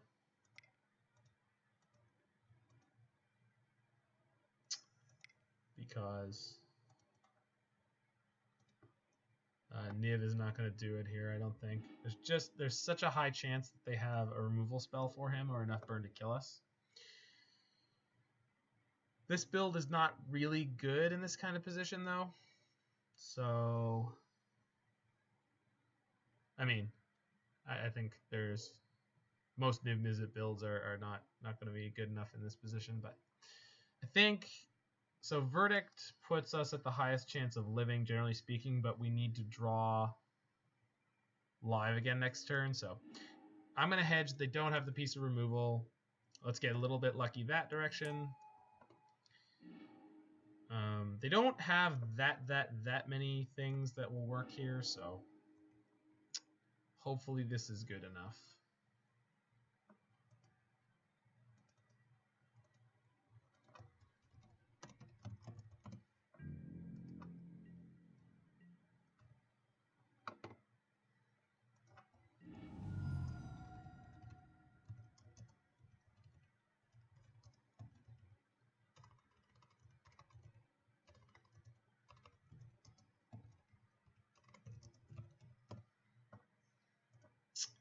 Yeah, so sorry, the fetching, cool. So if we do make it to the next turn, we've got a decent chance at this game. Uro's going to kind of pull us back in fairly quickly. Got green, green, blue, blue. That can be blue. Yeah, that's going to do it, unfortunately. Well, I guess technically this puts us to 1 if they don't have a single other point of damage. So we're going to stick into it. Stick in it. In it to win it, no holding back. Yeah, they got to have Bolt. Can't put us to 1, which obviously not the best situation to be in, but 1's not none. Oh, take my arrow, please, please, please. Oh, wait, hold on. Do I have double blue? I do. Okay, okay, okay. Yeah, you can take my arrow. Taking arrow is acceptable. It's not great, but it's acceptable.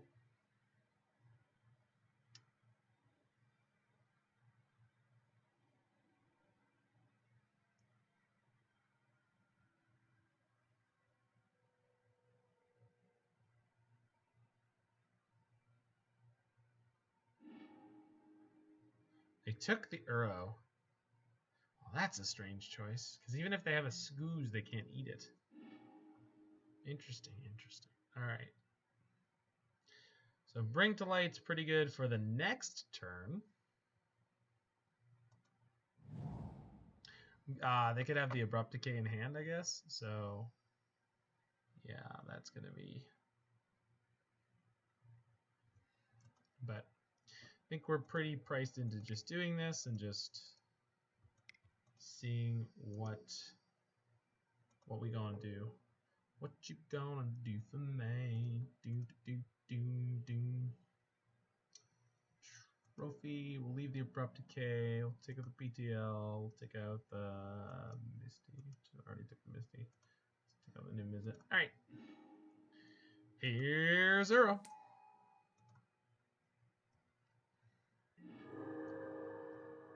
Nope. Can't do that. Yes, that is very European, you know.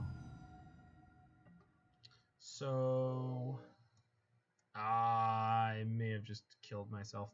So what I was thinking was like, hey, you know what's sweet? I can Teferi and bounce their Bloodbraid, and because of Teferi, they won't be able to Cascade. So hopefully they miss the line that is the onboard kill, where basically they just go Wrenn and Six, ping your Teferi, play my Bloodbraid, and attack.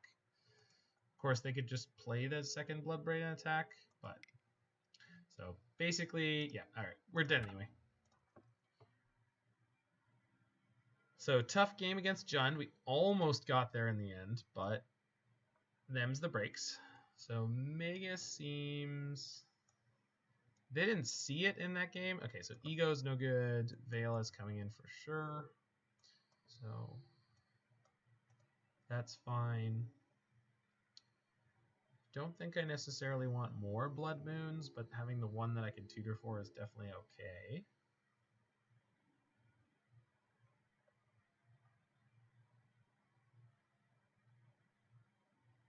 So as I was saying before, this build definitely has a bit of a problem with, like, it's really hard to cut stuff, but I think cutting the Birds of Paradise against that build is definitely okay.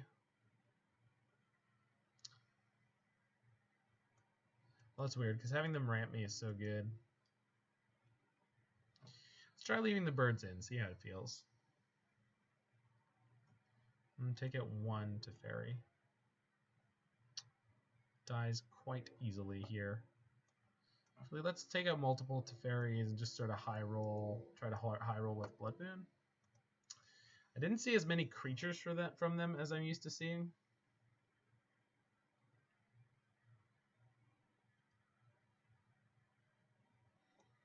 I guess the flip side is we could pull in Ashioks and try to attack them on multiple fronts here.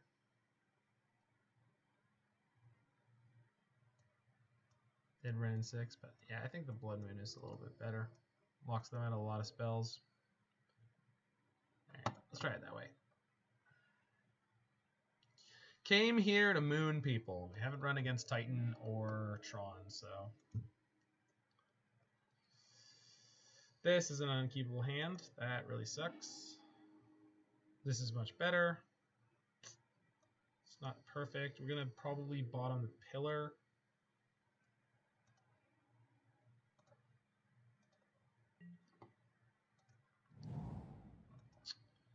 Could play the Sprawl on turn 1, but then I have to go Shields down on Veil of Summer. I'm just going to hedge the bet that they have discard spell in their opening hand. If they don't, well, they're probably not doing anything with their turn 1 anyway, so there it is. Sweet. I get to go turn 1 tap land and play Sprawl. So quickly recovering from my mulligan here. Although I drew that pillar I put on the bottom, so that's not exactly what I was hoping to see with this hand, though that is a pretty phenomenal pickup. So I'm going to Catacombs. I can get any color land here that I want, but I think based on the game plan, we're going to go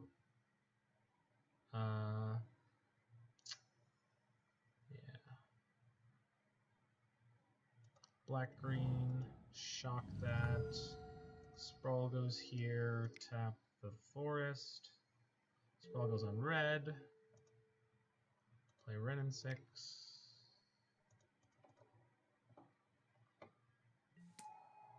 Wrenn and Six picks up land, so got something going on here. And if they have a Thoughtseize or an Inquisition again, they're only hitting Uro, which is not bad. Goyf. Goyf is okay. Not great, but okay. I don't really want to put a creature in my graveyard for it. I think I have to, because otherwise I'm just not doing anything. But what I can do is pick up the land, so now there's no land in the graveyard. Goyf now 2/3. Play Pillar. Pillar for the blue. Green, red, perfect. Play Uro. Get my triggers. Draw a second Uro.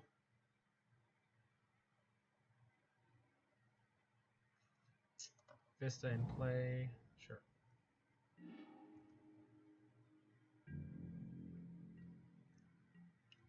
So Goyf is medium size, but at least it's not large size.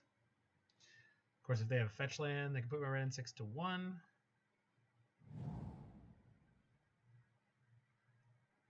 Left themselves very open to Blood Moon here, so let's see if we can draw that. Thoughtseize is fine. Puts an Uro in my yard, but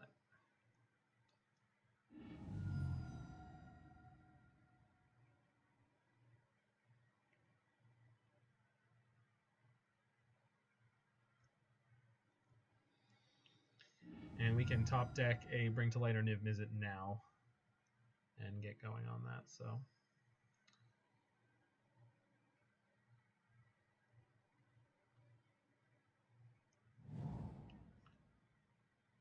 got a couple of turns.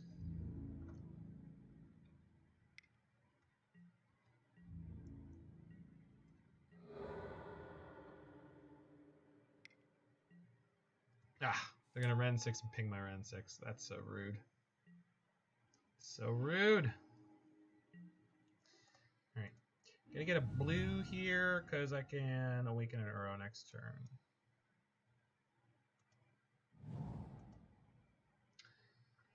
Yeah, cool. An awful lot of mana. All right, so play my Catacombs.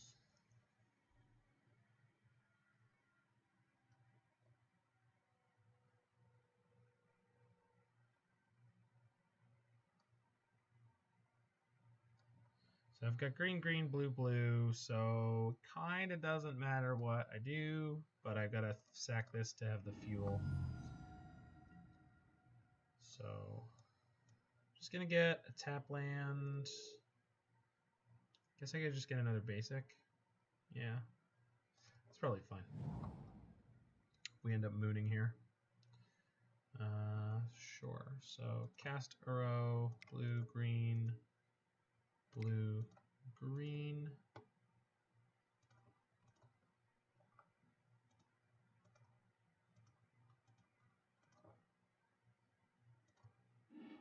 So turn 4 Uro, not bad for this deck. It's not really something it's well equipped to do, so. Wrenn and Six, well, that's already. Oh, I even have a 1 green floating, so that was kind of sweet. Or 1 red floating. So let's go red, green. Then I can fetch with the Vista and then pick it back up again, which is not bad.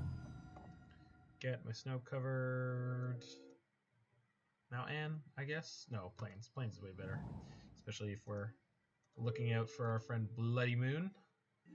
Cool, and then pass the turn back. So that was a pretty good turn from this deck. We're still in the Niv-Mizzet waiting room. We've got oodles of mana, so all we need is a BTL or Niv, and we're in great shape. And this Uro with a 2/3 Tarmogoyf facing it down is not great for them. But of course, they could just have Liliana here and just pop the Uro. Then Goyf will crack in for 3. And then they can Wrenn and Six down my Wrenn and Six. So, trophy, sure. I will search, but okay, I have 1 more. Cool. Of course, that makes Goyf a 4/5, because why wouldn't it?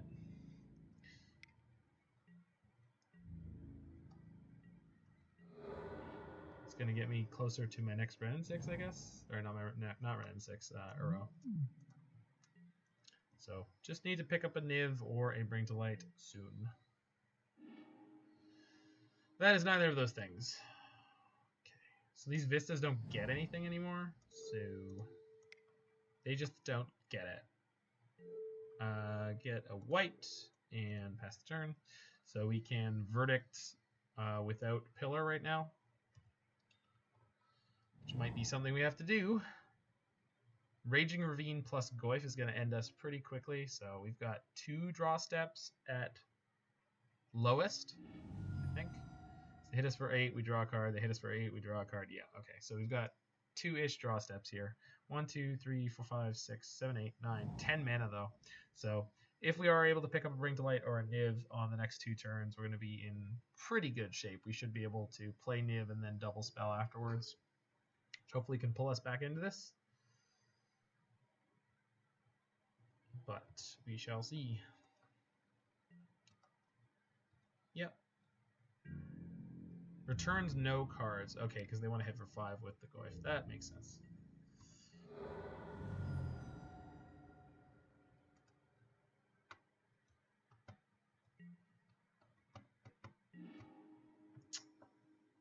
Yeah, that's alright. Play a Vista, play Uro.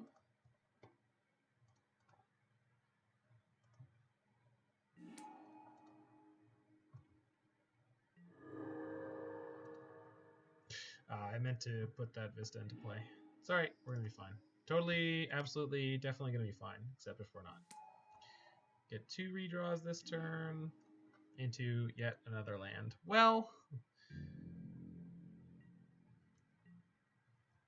and because I didn't put the Vista, that means I can't escape Uro next turn unless I draw a single card that will go into my graveyard. So let's hope that we can do that. But because they've been holding so many cards in their hand, I'm guessing that they have some combination of Assassin's Trophy, Abrupt Decay, things of that nature. So might be up a creek over here. The question is, are they not swinging in with their Raging Ravine because... okay, now they're going to get the information. They're going to know that I have nothing going on. So, oh, goodness. All right, well... I mean, if they misuse that, if they blow up my snow-covered forest with a Sprawl on it, it means I can get my Uro back. Yep, sweet. I will attempt to search. I don't have anything. Womp womp. We're gonna take 9. So yeah, we are dead on board.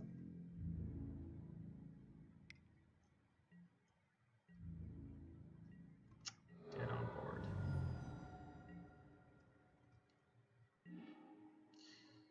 Well, that's something.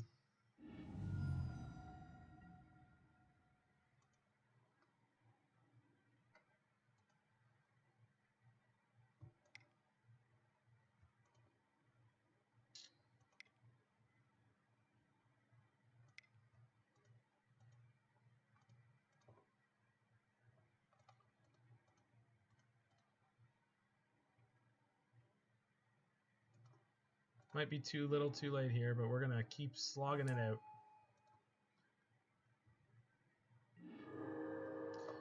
K-Com. Well, that's something. Misty probably actually still searches for something. Uro gets to stay in play. Use this for green. Whoops, hold on. Yeah, actually that's fine. Yep. And then target player discards a card. Kolaghan deals 2 damage.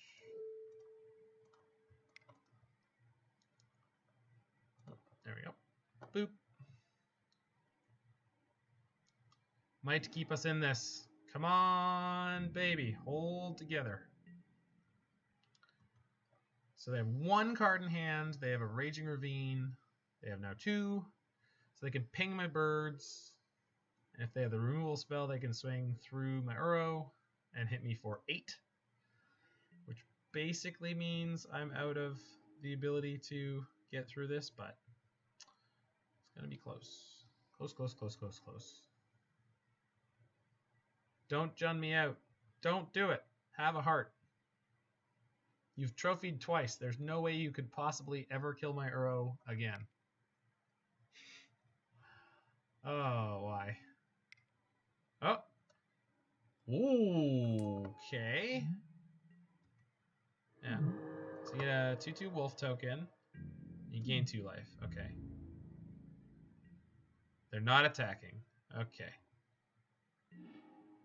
That is not a Bring to Light. Oh. Yeah, I'm going to have to swing here, which feels awful, but...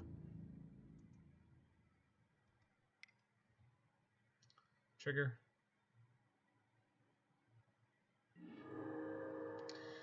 That is a Bring to Light. So...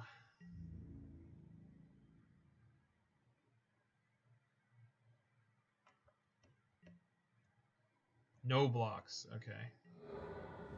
So because they didn't kill my Uro, I'm going to assume that they won't be able to kill a Niv-Mizzet that I put into play. So let's get it. Kick it. 5 colors. Ba-boom! Do do do do do do do do do do do do do do do do do do do. Don't betray me, Niv. Don't do it. Have a heart. Alright, Abrupt Decay and Trophy. Sweet. We're also getting a Time Raveler. We're also getting a Wrenn and Six. Verdict. I'm not actually interested in Verdict right now. Okay. So, do I have to play any of these right now? So, Vista doesn't actually get me mana. I think... okay, let's see what mana I have access to. Okay, so I've got 3 shocks in my deck, so I can put myself down to 10, down to 7 here for mana.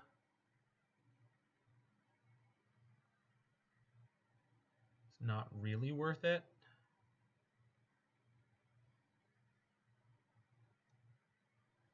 think the goal is to get to next turn. And the best way to get to next turn is Abrupt Decay the Goyf, and then sort of leave everything else status quo.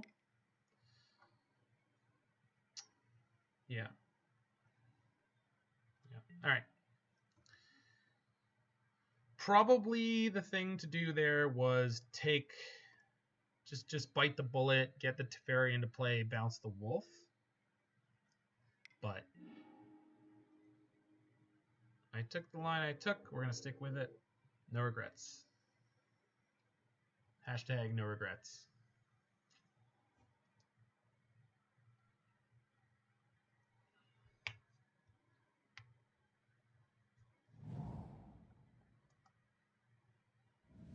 Opponent's shocking. All right. They're going to boot up the Raging Ravine here, I guess. Finally? Maybe? Second Wrenn and Six? No. Oh, yeah, they're booting up the Raging Ravine. Sure. So they're going to crack through for 4 in total? Good gravy. That sucks, friend.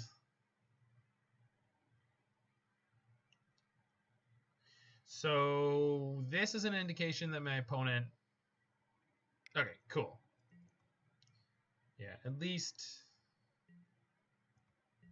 this kind of shows that they know what's up. So there is a bug currently on Magic Online, which is pretty inexcusable. Everyone who ever plays against the Niv-Mizzet deck in a league should register for comp, because when your opponent casts Niv-Mizzet Reborn, you don't actually get to see which cards they pick out of their potential options. Okay, so I definitely want these pushes. Goyf didn't see it in the previous game, but boy did we see it there. Bop is terrible against the Wrenn and Six deck. Just atrocious. Then if I can afford it, I think Ashioks are better than Blood Moons. Yeah. Yeah. All right. So they don't actually get to see... Oh, it's fixed now. Oh, really? Well, thanks for letting me know. Yeah, I was going to say, well, the card became so playable in Pioneer, I was surprised that it lasted broken as long as it did. And there was a little while where Hostage Taker was broken. So I'm glad they fixed that pretty quickly. So never mind. Ignore all the things that I just said about filing for comp when you're playing against Niv-Mizzet. I have a single land in my hand. My opponent has kept their 7. I'm super tempted to keep this, but I'm not going to. Just sucks to mulligan against the Thoughtseize deck, but all right. We're rewarded. I'm going to toss the... It's weird how often I want to toss the pillar, but I shouldn't this time. Yeah, let's just toss the snow-covered island, I guess. No, toss one of the fetch lands. And I only need 1 to get Wrenn and Six going, and since I already have an island, we'll do that. Cool. Good luck to me. Shock. Turn my discard. Yeah. So it looks like we're losing our Wrenn and Six here, unless they really want their Tarmogoyf to survive. That is possible. Or maybe they have a whack load of discard more. A further whack of discard, using the technical term of whack. Yep, there goes Wrenn and Six. Cool. So we're just gonna lab. This means I can painlessly Assassin's Trophy on turn 2 if I need to. Oh, Abrupt Decay is way better. Of course, they are unlikely to fire off a Goyf right into the Fatal Push, so there's probably going to be a Wrenn and Six here from them, but luckily we drew that Fatal Push up, so we're going to be able to knock that bad mamma jamma down. This is more what I expect out of my Niv-Mizzet leagues, games, and matches like this. There's a lot of ones where I think each player had 5 minutes off their timer this league, just because we played against things like Dredge and Neoform.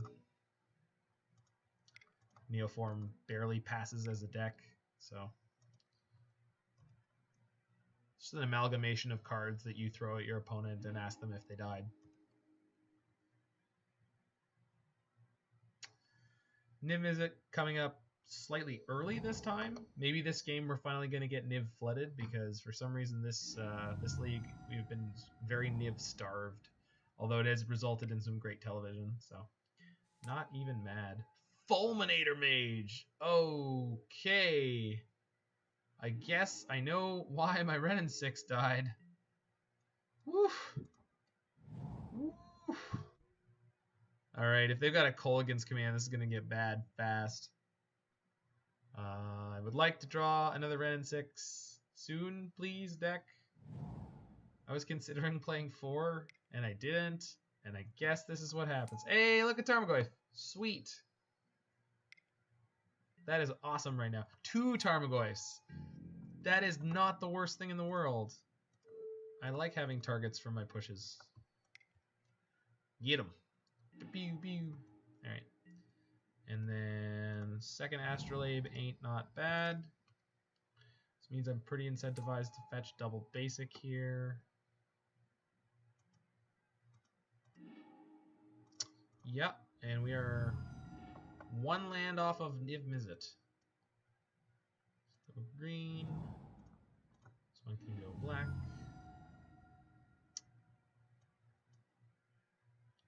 Swamp. Trophy. Get out of here, Goyf.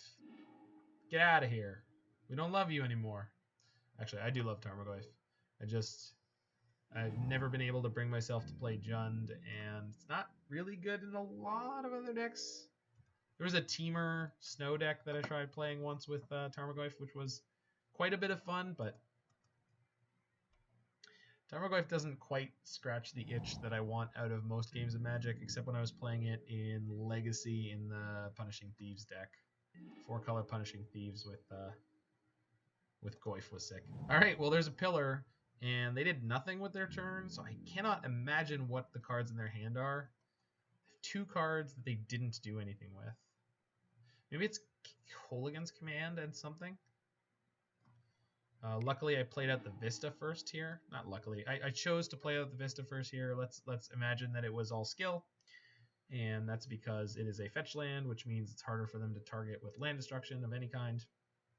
They end of turn cycled Canyon, Slow. There's a Kolaghan's command for Tarmogoyf. That's okay. They did not. Oh, and they're hitting me with discard with the other half. Right, of course they are. So I discard Pillar or Niv-Mizzet. I'm almost tempted to discard the Niv because I've got 6 more copies in my deck, but it's much more likely to top deck a land, and any land will do at this point, so. Oh, that was a good Kolaghan's command. The way this game has gone, there's nothing I could do about it, but woof, that was a rough one. All right, we're on the nail biter again. On the bubble for 4-1. Don't have more discard, please. Oh, what is this? Blood Braid? Oh my god. It's a Wrenn and Six. Good gravy. Yup. Alright. Come on, little dick. Come on. Come on, little Niv-Mizzet deck. You can do this. Nope. Should have kept the land because I just top decked the Bring to Light. Oh man, this is such a rough way to lose. And they have the Canyon Slough going. I hope they draw a discard spell so I can show them. I know I can show them at the end of the game, but that feels like kind of salty. Just, you know, just take your loss, and they don't need to know how close it was. I mean, in paper it's a little bit different. You know, you can sort of communicate your intentions more clearly, but Raging Ravine, I think that makes this a 0-outer. Because even if I draw the land, I can Wrath them, but...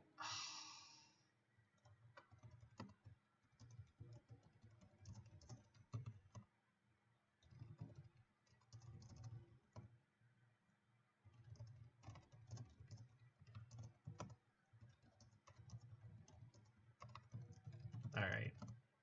That's cool. We're going to tell them what happened and then concede out. Well, we hit the 3-2. Not bad at all. Sliding back into the saddle with Niv-Mizzet here This is a completely untested build, so from my end of things, I don't know about Birds of Paradise. I see people posting Niv-Mizzet lists where they play them, where they like them, and there was also people who play things like Bloodbraid Elf. Not sure about that one either. So don't know if it's my cup of tea. I have a list. This is the one I ran in the last tournament. So except that I switched the Kunaros Hound of Aetherios for Magus of the Moon. Yeah, so there should be a Magus of the Moon in this deck somewhere. Anywho, that was a nice little league there, nice little 3-2. I'm going to return these cards, get everything flipped around, and move on to blue-black Urza. So stick around, anyone who's hanging out, and we'll be right back.